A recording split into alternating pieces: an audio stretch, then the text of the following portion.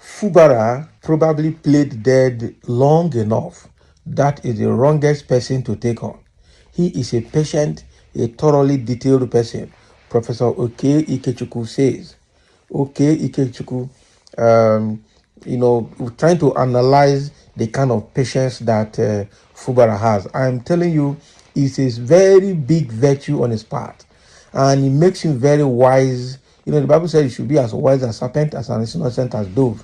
This guy has proven to be so patient, and as a data analyst, an accountant, and an auditor, is able to gather information, gather data, and he used that foolishness to even gather documents. Because I'm sure this move is making to also probe Wike is not just coming from the blues. The guy has put himself together thoroughly.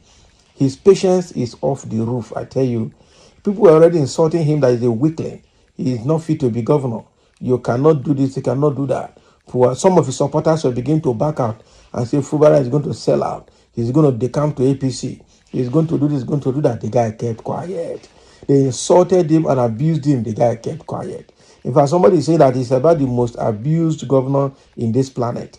And I'm telling you, and the guy had the grace and the patience to bear the whole thing all through. I am telling you, this kind of patience will help him in getting so many things. It might be a weak point at some point, but in warfare like this, it's about the best. You can't calculate him. He said if they take his signing the Tinubu's peace agreement as a weakness on his part, that he will surprise them. And now he's surprising people. And even a lot of his supporters are waking up. He's even getting more supporters right now. Oh my God.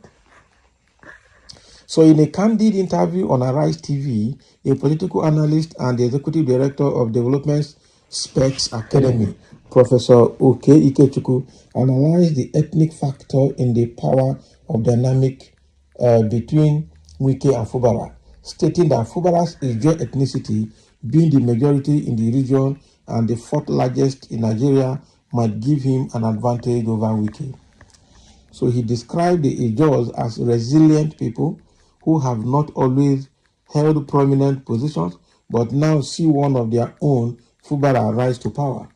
Characterizing Fubara as calm, level-headed, and meticulous, he argued that he is not someone to be underestimated, and that is true.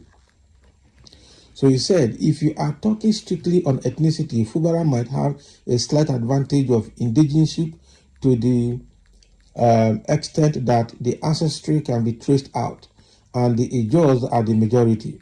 From all indications, they are the fourth largest in Nigeria, resilient people, not always on top for some kind of reasons, but now their man has come on top. He came out cool, level-headed. He, Fubara, probably played dead long enough. That is the wrongest person to take on. He is a patient, a thoroughly detailed person that agreement he signed wasn't going to take anybody anywhere. I like that analysis. I like that analysis. So the guy, somebody said the goat has reacted. There's a saying that when you pursue goat to a point that there's no road anymore, and the goat is seeing that the road has ended, looks back, the next thing you see the goat fight back. Because it means that you have nowhere to run to. It's either you fight back and save your life or you die there. So with what is happening, Fubara has, his patience has overlived, and now he's back.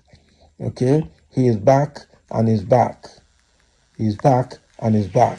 So now he's fighting back, and now people are beginning to know that yes, this guy had a very strong patience, very strong patience. Okay, and the same Ikechukwu continued by saying that Fubara is closer to the national grid, and he takes the experience of Obasanjo again. I'm sure he must have learned the way Obasanjo does his things and must have taken some virtues or some lessons from Obasanjo's approach to governance.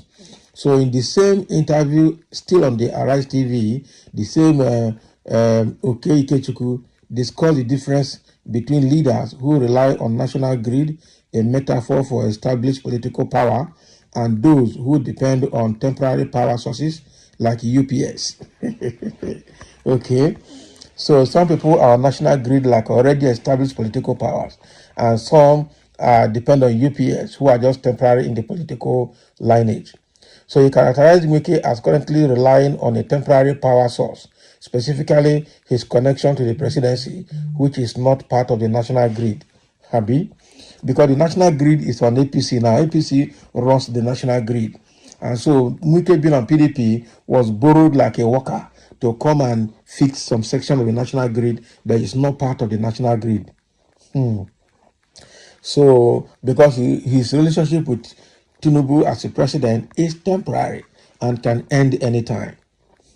He noted that Fubara is portrayed as having a more stable power connection analogous to national grid. Okay, he cited former President Obasanjo's experience in 1999 when he warned election financiers not to expect financial returns from the nation's resources. He said the concern is about Wike. I make a distinction between leaders who are on the national grid and leaders who are on UPS, like Wike right now is on UPS. So when the main electricity is gone, yeah, you plug into temporary supply of power. So the day that power is unplugged, all the lights will go back now, will go blank. Okay, so now Wike is plugged onto the presidency that is not a national grid. Fubara is closer to the national grid, and he takes the experience of Obasanjo. When Obasanjo won the election in 1999, he made an announcement that all those who funded the election would not expect to come out and take Nigerians' money, and the part fired back. Exactly. So Fubara is on a national grid from this analysis. Have you? Is a complex one, man. So in the comments section, somebody say, please, can one explain what this one is saying? A state governor is on a national grid. Have you? Talking as if you have never seen governors removed in this country. Okay. Somebody saying, keep dreaming. The assembly members are still in PDP.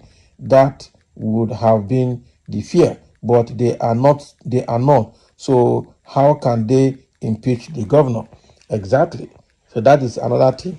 So if you are saying governors have been removed, who will remove them? It's true impeachment. Who are the people that will impeach him? The people who have defected from PDP to APC, and now their seats are vacant. So who will impeach him?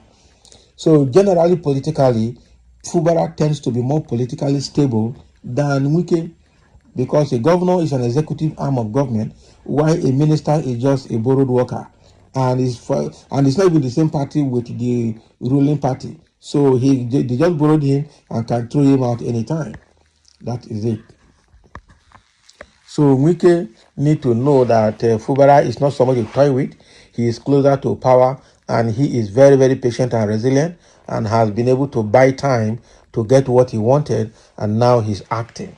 Like somebody said, he's 1,000 times more intelligent than Wike, because he served Wike for up to 10 years, even though he was just 2 years in his government as chief accountant. But he understood Wike for a long time, understood government as a technocrat, and as a civil servant who is a professional accountant, and has seen what they are doing in the ministry. Before he rose to the level of chief accountant, he has been in the ministry with all previous administrations and has seen what they are doing with the state accounts and finance. So he must have learned a lot. So when he was patient signing deal with Tinubu and Wike, I'm sure he was doing that to be able to buy time to get what he wanted. Now he has every time now to act, and is acting.